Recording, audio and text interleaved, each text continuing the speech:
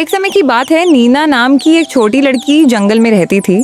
उसने कभी जंगल के बाहर की दुनिया नहीं देखी थी। जंगल ही उसका घर था और वहाँ के जानवर उसका परिवार थे।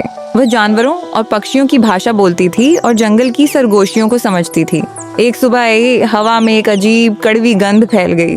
धुएं के बादल उठ रहे थे, धातु की तेज आवाजें आ रही थी और माहौल अजीब सा लग रहा था। नीना जल्दी से एक ऊंचे पेड़ पर चढ़ गई और अपनी तेज नजरों से देखा, कुछ आदमी बड़ी बड़ी मशीनों के साथ जंगल के पेड़ काट रहे थे।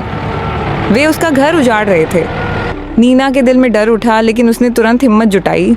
वह तेजी से जंगल में दौड़ी और ऐसी आवाज में पुकारा जिसे केवल जानवर और पक्षी समझ सकते थे। सभी ने उसकी पुकार का जवाब दिया।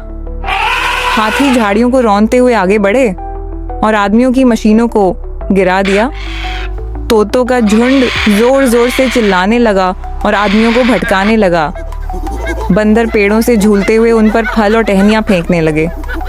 यहाँ तक कि सांप भी चुपचाप उनके पैरों के पास पहुंच गए, जिससे वे घबरा गए। जब आदमियों ने रुककर सोचा, तब नीना आगे बढ़ी। वह नंगे पैर बिना डरे खड़ी थी।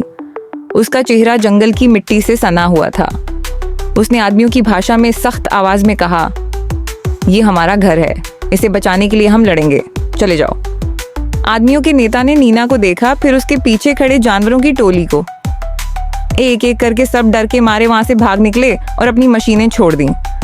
नीना मुस्कुराई। उसे लगा कि जंगल फिर से सांस ले रहा है। उसने एक पेड़ के मोटे तने को छूते हुए धीरे से कहा, जब तक मैं जिंदा हूं तुम कभी अकेले नहीं रहोगे।